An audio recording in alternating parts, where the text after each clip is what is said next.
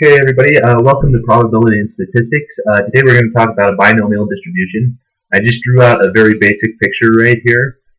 This is based off of a question that is meant to represent the Space Shuttle Flight Control System.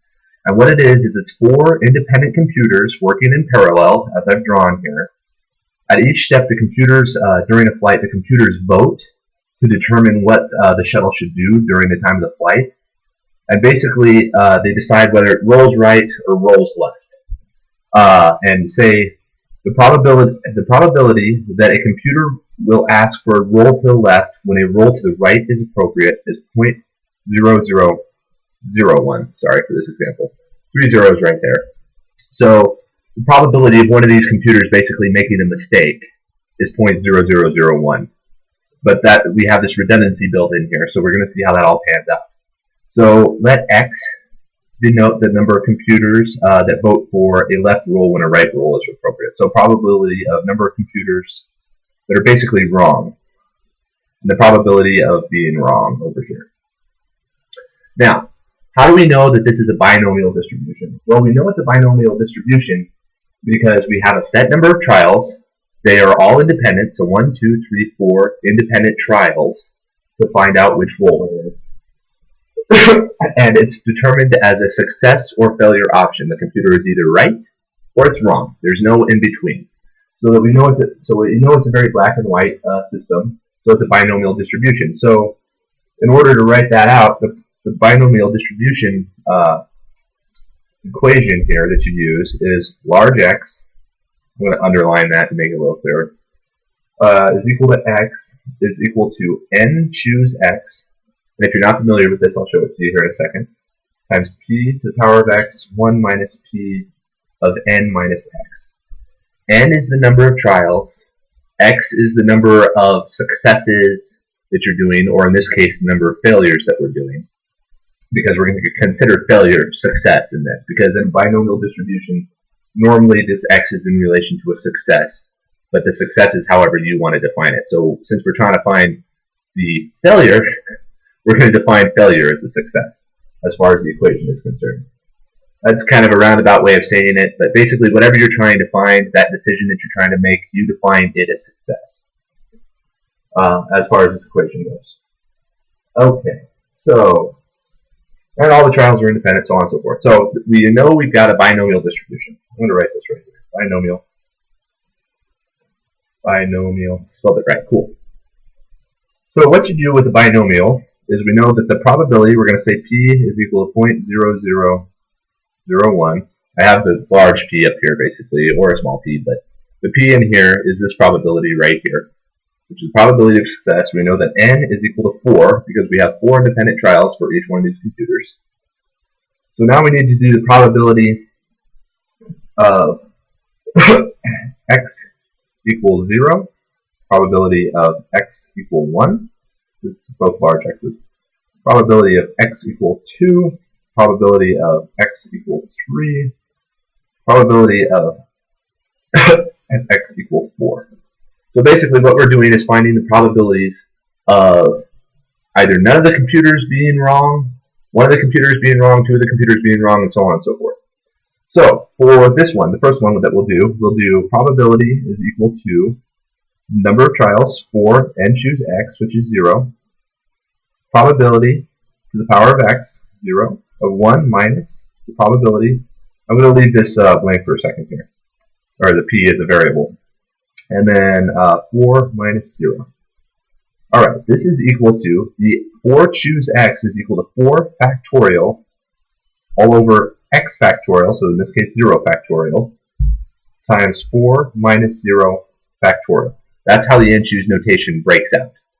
And 0 factorial we know is 1, and then 3 factorial, or 4 factorial is the same as 4 factorial, so these all cancel out for 1. So we have that times the probability to 0, which is also equal to 1. So the probability of 0 is equal to 1, of 1 minus 0.0001 to the power of 4. And if we solve this out, we know that this one goes to 1, that goes to 1, so we just have the probability of 1 minus that, so on and so forth, And this is going to be equal to 0.9996. If you do that whole calculation out, then this will be 0.99999 to the fourth when you finish that up. So that's the probability of none of the computers making a mistake, basically, if you translate it into the real world thing. So pretty good odds. Okay, now if we move on here, we have 4 choose 1, probability to 1 of 1 minus p of 4 minus 1, which is equal to 4 factorial of 1 factorial times 4 minus 1 factorial. And then the probability to 1, which is equal to 0.0001. And we know it's to 1, so it's just going to stay the way it is. I'll put the 1 there. And then 1 minus 0.0001 to the third. So in this case, you can see n choose over here. This is going to earn, the bottom is going to end up being 3 factorial. But if you want to look at this a different way, let me grab another sheet of paper.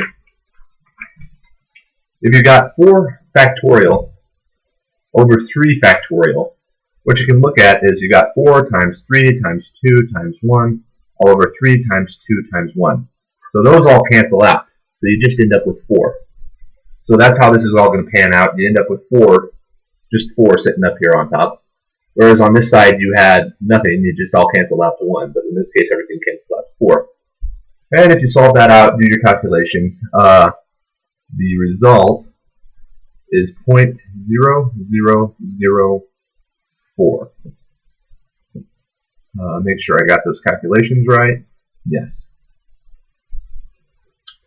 So the probability of one computer going wrong is extremely low.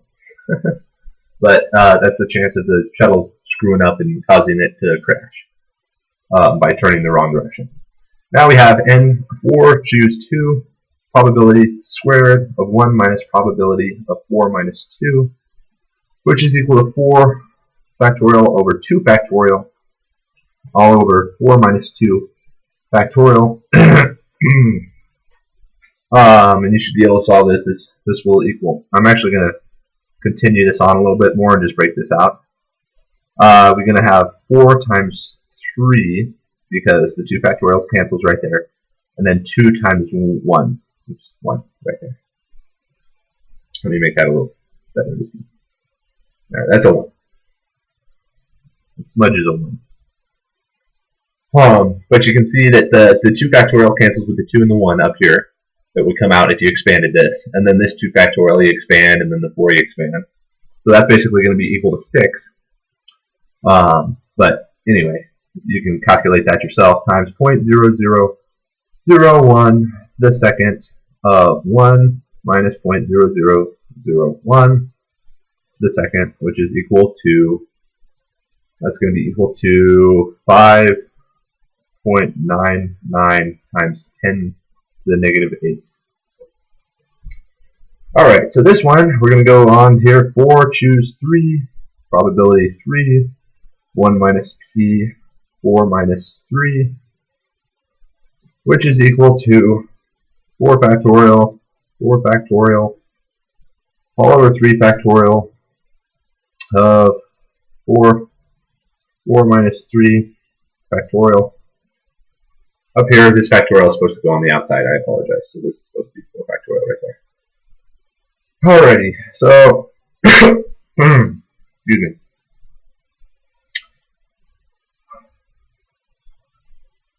Let's see, did I denote that correctly up here earlier? Yes, I did. Sorry. I was confusing myself for a second. I thought I made a mistake with the factorial string. But no, I didn't. It's okay. So we have 4, which is equal to 4 times 3 times 2, all over 3 times 2 times 1. Again, you can see that now we've kind of gotten, we have overlap between these again that we didn't have up here before. So you can actually cancel those right out off the bat. So once again, you end up with 4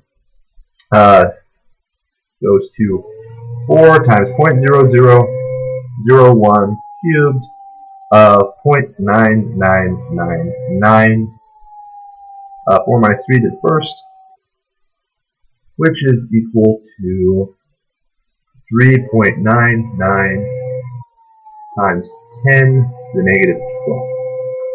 And I'm actually going to leave this last one here for you to solve, and I'm just going to give you the answer because you know how it's going now. But the answer to this, once you calculate it, is actually going to be equal to 1 times 10 to the negative 16. 16. Right there. And that's your last answer. So as you can see with this redundant system, this binomial distribution of computers used in the space shuttle is a great way of really reducing the risk of something going wrong. Because the chance of every one of those computers voting and being wrong, or even having a half split right here, is almost nothing. I mean, 10 to the negative 8 is very, very small opportunity. You'd have to take, what is that, about 1 million space shuttle flights for this to have a chance of happening. So it's a very good design, redundant design system.